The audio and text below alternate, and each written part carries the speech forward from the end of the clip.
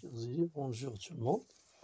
Alors dans cette vidéo, je vais expliquer un peu ce qui est concernant la réaction du plan.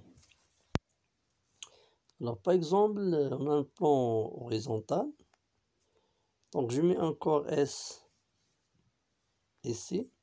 Donc on applique une force comme ça, force horizontale, F. D'accord.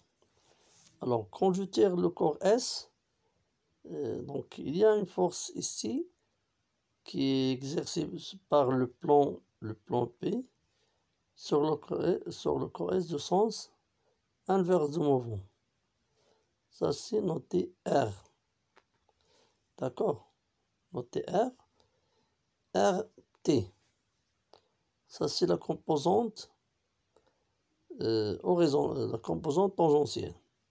Et peut le noter aussi comme F. C'est la force de frottement.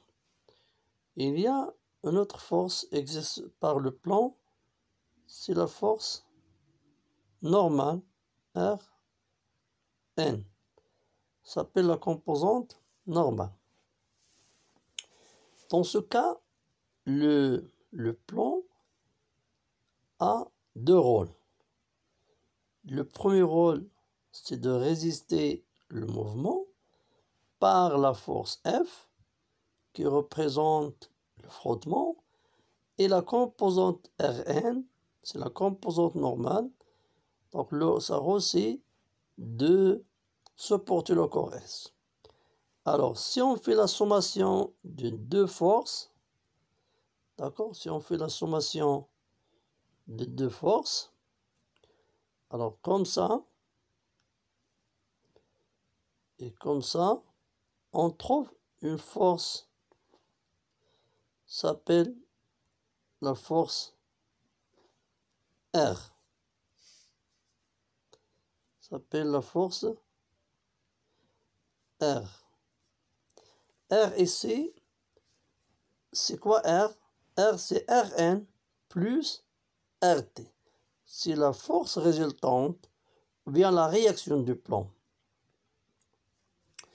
Alors, il y a un angle ici, ça s'appelle phi, c'est l'angle de frottement, c'est l'angle formé par la force R et sa composante Rn.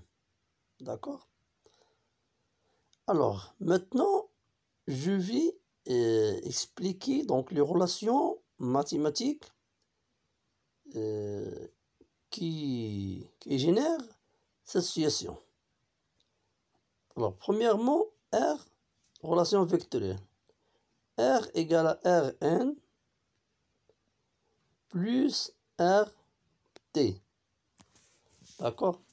La norme de R. R égale racine Rn carré plus Rn carré Rn carré, donc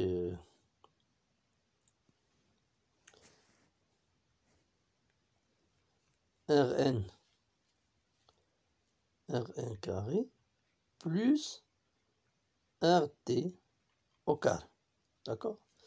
Alors, pour notre relation, il faut savoir que c'est que le coefficient de frottement, le coefficient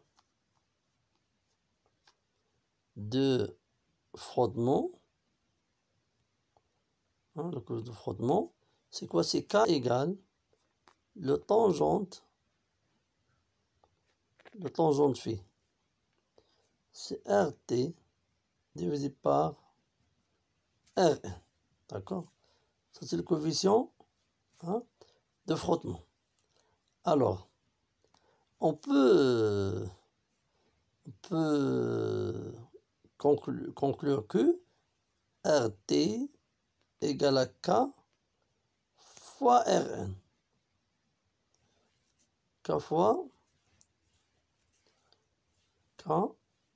Rn. D'accord?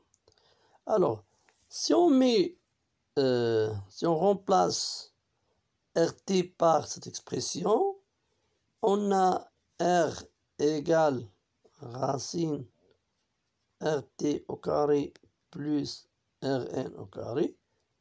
Hein? Donc, on a RT égale à K fois Rn. Donc, R égale racine K carré Rn carré plus Rn carré. Donc, on va factoriser avec Rn. On obtient que R égale Rn racine 1 plus K carré. D'accord? Alors,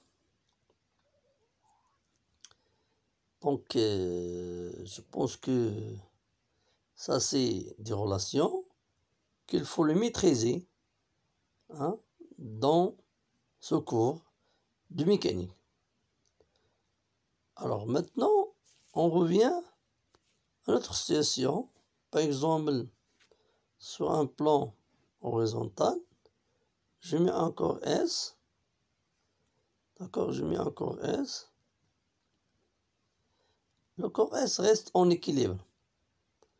Reste en équilibre, c'est-à-dire que ce contact se fait avec frottement.